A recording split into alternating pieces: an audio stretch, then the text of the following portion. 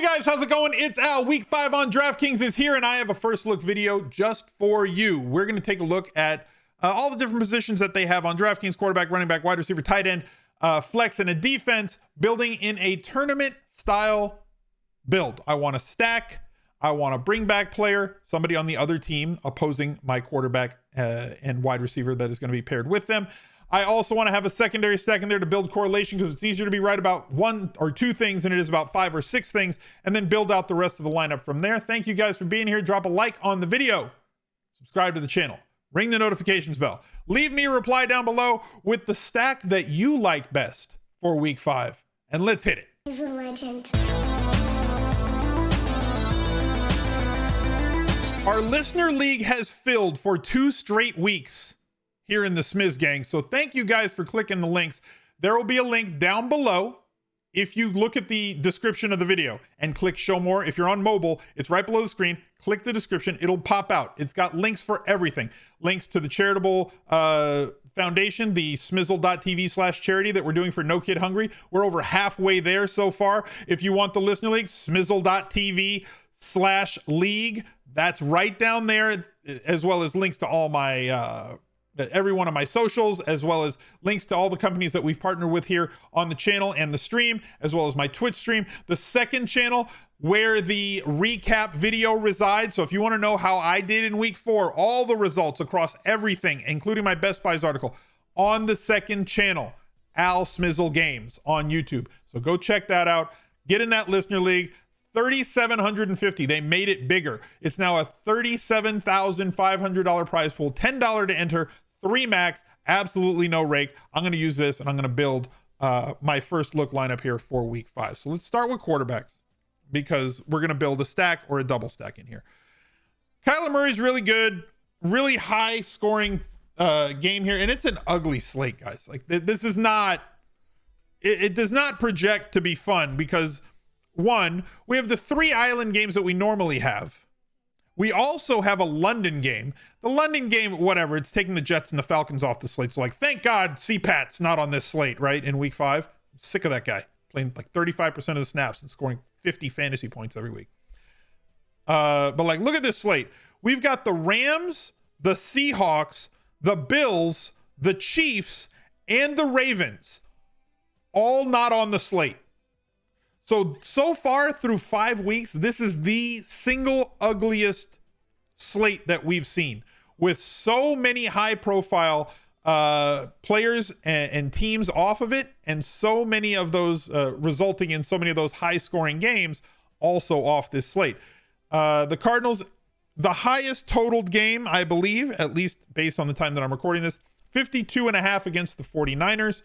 Kyler has been Kyler. He's amazing.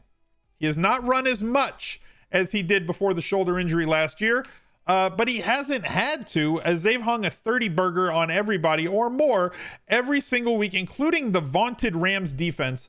You can get there stacking him if you want. It's just pricey to get up to him. Tom Brady, another high team total on this slate, because the Buccaneers, if I can find them on my sheet, 9.5 point favorites against the Dolphins, and 49.5 is the total there. One of the other games that we should be focusing on in terms of stacking in tournaments.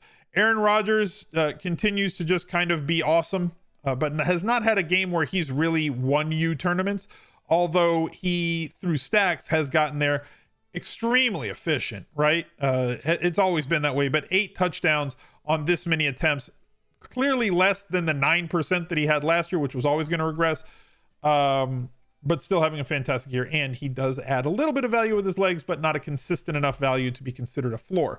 Somebody who has added a lot of value with his legs this year versus previous years, and they're running him a lot more, Sam Darnold, with 5 rush attempts, 8 rush attempts, 6 rush attempts, and every time they get inside the 10-yard line, whether Christian McCaffrey was they were doing this back in week 1, when he got that rushing touchdown inside the 5, as well as week 3 when McCaffrey was not injured yet, they're using read option, and nobody expects Sam Darnold to go, so the defensive end just dives in on the running back, and he keeps it, and he runs naked into the end zone. It's amazing. Like, you know, naked in a football playbook sense. Kirk Cousins goes back to his weak schedule here in the first 6 weeks. Cincinnati, team that we can attack. Arizona, team that we can attack. Seattle, team that we can attack. Cleveland, the Russian judge, we're not attacking them. In fact, I'm probably just going to avoid playing players against Cleveland for the near future. Just it's not a desirable outcome with Myles Garrett becoming Neo from the Matrix and just warping himself into the backfield like 10 times a game. It's just not worthwhile, and they're just a very good defense. You obviously know the cover boy is going to be Justin Jefferson, but I'm not going to use Kirk Cousins in this lineup. I'm going to focus on Jefferson for a secondary stack here. Plenty of quarterbacks that you can use. Herbert going up against Cleveland. I might fade this entire offense with the exception of Austin Eckler at running back, though Eckler is still priced up to a point where it's going to make him a little restrictive. But that game does have a total of 51.5. It just looks like a really scary spot. Maybe I'll come around on Herbert and stacks and double stacks by the end of the week. It just looks like there's a lot, well, not a lot, because there's not a ton of 50 total games in the slate, but there's paths of lesser resistance that we could go with to get us to the point that we want to get to instead of trying to bang our head into a wall there. Is this the week that Ryan Tannehill has us a big enough game?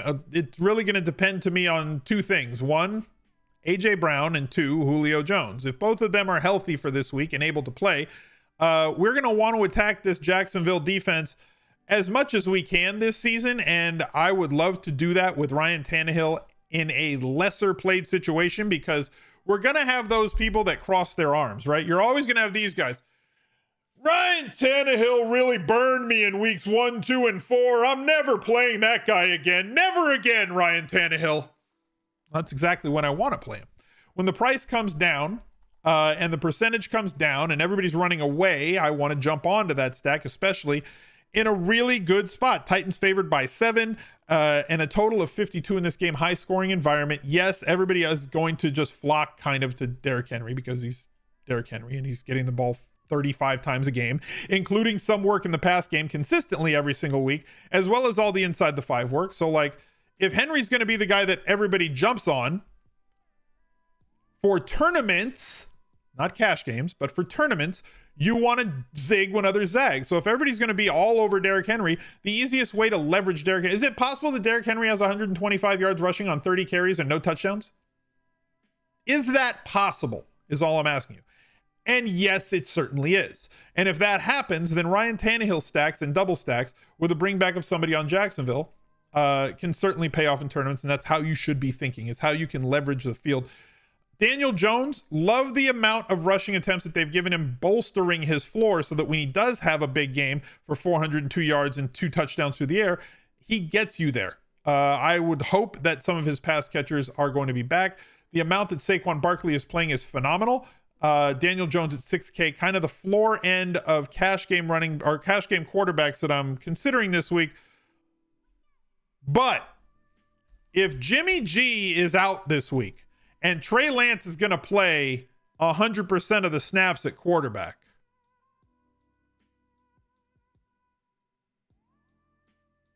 I love me some running quarterbacks, especially when they're in high scoring environments and 2,300 less than their counterpart. Trey Lance looked outstanding in the second half of that game, coming off a week of no prep with the first team and a game plan that was not tailor-made for his skill set. Arizona's defense can get pressure on the quarterback, but that gets negated when they're not a statue, right? So assuming that they have, we always assume rational coaching. Shanahan is a very rational coach who schemes and plots and moves and game plans and scripts and does everything he can to put his players in a position to be as successful as they can be, both with pre-snap motion, with mesh tactics, with what they run in terms of routes, with moving the pocket. And now he gets a quarterback who did not look bad this week. He's not going to be efficient in terms of his completion percentage. That's just not going to happen. He did get bailed out by a 76-yard touchdown that probably shouldn't have been a 76-yard touchdown, but like they just forgot to cover the dude and he just caught a wide open pass. Trey Lance threw it to him. But like right here, 7 rush attempts in a half. And you've already seen what they gadgeted for him once they get into the red zone, once they get inside the 5-yard line, and they've brought in Trey Lance in weeks 1 and 3, you saw the type of plays that they're running for misdirection once they get close. But like, you know, the floor and ceiling possibilities here for Trey Lance in a really high profile and great offensive environment are well worth it to me. So we're going to stack that game a little bit. So I'm going to bring this up, but I'm going to do it backwards. Okay. I'm going to do it different. I want exposure to the Arizona offense. You can do this any way you want, right? Play whoever you like. You don't have to play who I'm talking about. We talk about this every week. Chase Edmonds has been outstanding. Love the usage, right? So it's like James White on crack, because instead of like 4 or 5 carries, they're getting him like 10 to 12 carries a week. Yeah, I know he had 8 against Minnesota. Leave me alone. You know what I'm saying? He has, so 8 to 12 carries expectation every single week. He's got a target expectation of like 4 to 10 every single week. He is heavily involved in this offense. 5,900 for a running back with that sort of profile. What you are not going to get is the inside the 5 work. That's going to go to James Conner. So if you want to play Conner in that spot, as much as this offense is getting in there, fine. Way too touchdown dependent for me. So Edmonds has the much higher floor and higher ceiling. I'm not going to play either of them in this lineup. Nook Hopkins has struggled for a couple of weeks. Great time to buy the dip on him if that's what you're interested in doing. I personally cannot fit him in the lineup that I'm building right here for this particular lineup. AJ Green, however, has been getting pretty consistent usage with 6 targets, and usually when he's matched up in one-on-one coverage, 2 touchdowns in 4 games. And this offense really puts everybody, now we've talked about this all off season, that the Arizona offense was going to put people in a position to be successful on the outside now that they have more depth and talent at wide receiver. And we've seen it from KIRK, and we've seen it from Hopkins, we've seen it from Moore, and we've seen it from AJ Green. 6 targets is more than enough at 5,100, especially from a tournament perspective for me. And the guy who's really shined has been Max Williams, and his price has not come up. Out there on a ton of snaps, running a whole lot of routes and an option once they get in close. Yeah, he kind of looks a little derpy in the picture, but whatever. This guy was a high-profile guy coming out of college. Never got the run that he was needed. Did not do anything in week 1, but has become a great part of this offense in following weeks and allows us a little bit of salary relief. And the player that I want to pair with is DEEBO Samuel. The guy leading this team in targets, the guy leading this team in receptions, great at breaking tackles, just a monster once the ball's in his hands and they scheme to get them the ball in space. Coming off of a massive week, if you want to go to Ayuk, if you want to play Kittle and get off of Max, go for it. It's up to you. Do whatever you want. This is my lineup. This is what I'm building. So that's my stack there. We had already talked about my secondary stack coming from that Minnesota-Detroit game. So we're going to plug Jefferson in here. We've said all season long and all leading up to it that he was going to be the alpha, and he is, even putting up a 20.4 score against Cleveland, which is going to be, I think that's going to show or prove to be extremely difficult to do for wide receivers. But he did it on a lower expectation because that defense is, you know, he did not get the targets that he normally gets. I expect his targets to bounce this week, and we're going to pay up to be a little bit contrarian here. Again, as I think that everybody is going to go, if healthy, with Dalvin Cook. We talked about how Henry was going to be the play. Dalvin Cook is going to be the other guy. A 5-box running back, home, favored, high total, bad defense going against him, 20 touch expectation, all the goal line work included in the passing game. Everybody's going to flock right here. But you know what? This team is also based around those 3 weapons between Jefferson and Thielen and Cook. Jefferson and Cook being the 2 primaries. So if everybody's flocking over to Dalvin Cook, they're not going to play Jefferson in those lineups. So give me him, and I'm going to go with the other side with DeAndre Swift, as much as he has been on the field and included in the pass game, assuming that they're going to be playing from behind. Minnesota has given it up a little bit to opposing running backs this year, both on the ground and in the passing game. Stats coming on that later in the week. There's my secondary stack. So a primary stack, but I went with the double bring back here because it gives me exposure to that game and the Arizona offense without having to pay $2,300 more to get up to Kyler. That leaves us with a couple of extra spots that we have to go to. Let me move. Is DEEBO in a late game? Yeah, DEEBO's in a late game.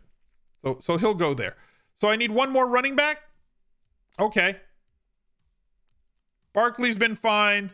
Eckler, we talked about earlier. I think this is not a great spot, but like as much as he's going to be involved in the passing game, he has a good floor, but I'm not sure that the ceiling is there against Cleveland. Maybe I'll convince myself as the week goes on. Barkley has been getting all the work that he can handle. And usually running back targets are close to the line of scrimmage. He straight up ran a fly route and beat the defender and scored a 54-yard touchdown. He's like, look, I'm just going to run real straight, and I don't think you can catch me. And my quarterback's going to throw me a dime, and I'm just going to score. 7,300 for him. If you want to go with him, that's fine. For me, it's Ezekiel Elliott, guys. All y'all have been telling me, oh, Ezekiel Elliott's going to fall off. He's fat. They need to go with Pollard. Pollard's a better player. I agree with you. Pollard's a better player, but Ezekiel Elliott's still a pretty darn good player, and he unlocks a lot of the things that they want to do behind this great offensive line, and he is the primary guy right now, playing over 70% of snaps, getting all the inside the 5 carries, getting the ball 20 times a game with pass game expectation in a game where they're at home and favored. He's 7K. This is an 8K running back. Not because of his name. I don't care about this. That's not why he's an 8K running back. That's not why. It's the inside the 5 carries. It's the touch expectation. It's the offensive expectation on a week in, week out basis when you consider their implied team total is like at or around 28 to 32 every single week, with as much as they give him the ball inside the 5 and toss it to him a little bit too. Is he playing 100% of snaps? But what about Tony Pollard? He's going to be on the field. Aren't you afraid of Tony Pollard stealing Ezekiel Elliott's touches? Has that happened? Well, you know, he kind of has, because Ezekiel would be touching 99. Nobody gets the ball 95 plus. That's like 3 guys in the last 4 years that have done that. Najee Harris this year, Christian McCaffrey 2 years ago, and like, that's it. So if you're getting over 75% of the touches at running back, you are a workhorse. And Ezekiel Elliott and this team behind a very healthy offensive line has been just that. 7K is entirely too cheap. I'm going to plug him in there. And then we need to find defense. Fine, let's go there.